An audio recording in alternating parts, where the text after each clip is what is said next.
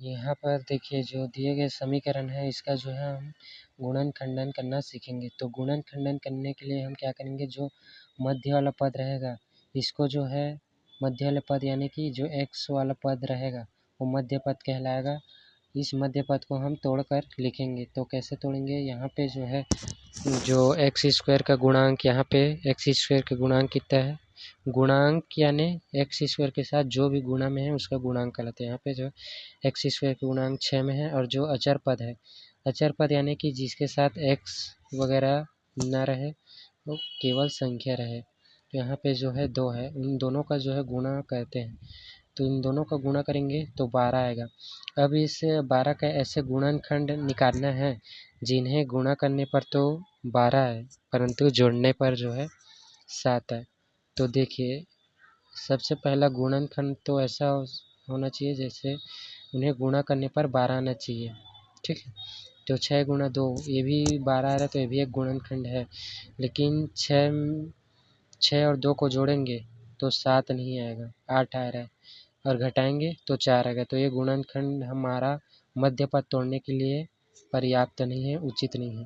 तो दूसरा गुणनखंड देखते हैं, 12 गुणा 1, 12 एकम 12, ये भी हमारा दूसरा गुणनखंड है। इसे हम जोड़ या घटाएंगे तो 7 नहीं आएगा। 12 और 1 को जोड़ेंगे तो 13 आएगा और 12 में से 1 को घटाएंगे तो 11 आएगा, यानी कि 7 नहीं आ रहा है।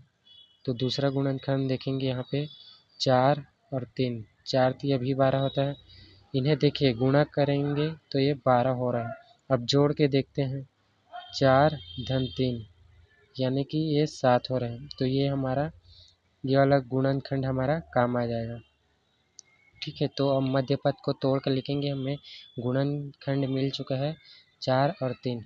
तो देखिए 6 स्क्वायर से 6 स्क्वायर यहाँ पे नीचे उतर जाएगा, धन 7 को हम क्या लिख सकते हैं, 7 को हम 4 धन 3, हमारा गुणनखंड आया है, इसी को हम 7 के जगह 4 धन 3 लिख सकते हैं।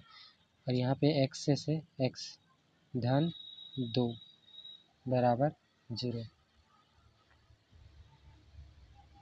अब हम नीचे उतार लेंगे इसको, 6x स्क्वायर धन x का गुणा 4 के साथ होगा 4x, x के गुणा 3 के साथ होगा धन 3x, धन का 2 बराबर में 0।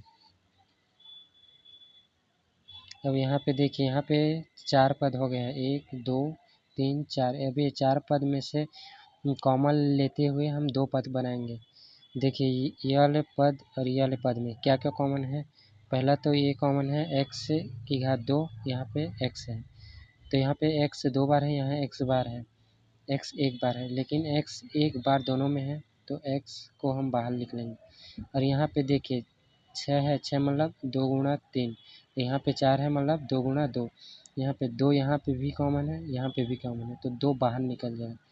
अब यहाँ पे क्या बचा, एक तो यहाँ पे 3 बचा और एक यहाँ पे x 2 बार था, एक ही बार x निकला तो यहाँ पे एक x बचा। और यहाँ पे x तो बाहर निकल गया और यहाँ पे 2 गुणा 2, 1 2 बाहर निकल गए तो यहाँ पे 1 2 बचा है।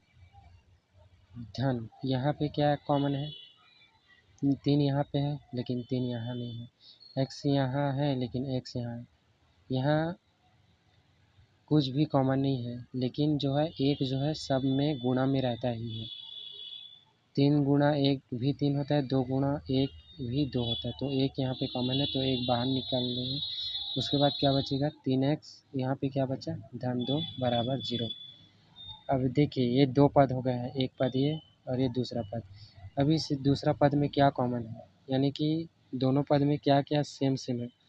देखिए यहाँ पे 3x धन 2 यहाँ भी है, 3x धन 2 यहाँ पे भी है, तो 3x धन 2 ये हमारा कॉमन हो जाएगा। उसके बाद क्या बचा, 2x, यहाँ पे क्या बचा, प्लस का 1 बराबर 0।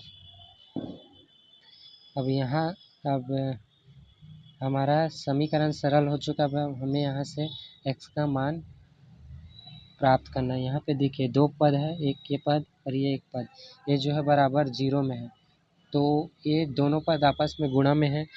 तो जब भी गुणा में रहेगा 2 पद आपस में और बराबर 0 है तो इन दोनों पदों में से कोई भी एक पद 0 होगा।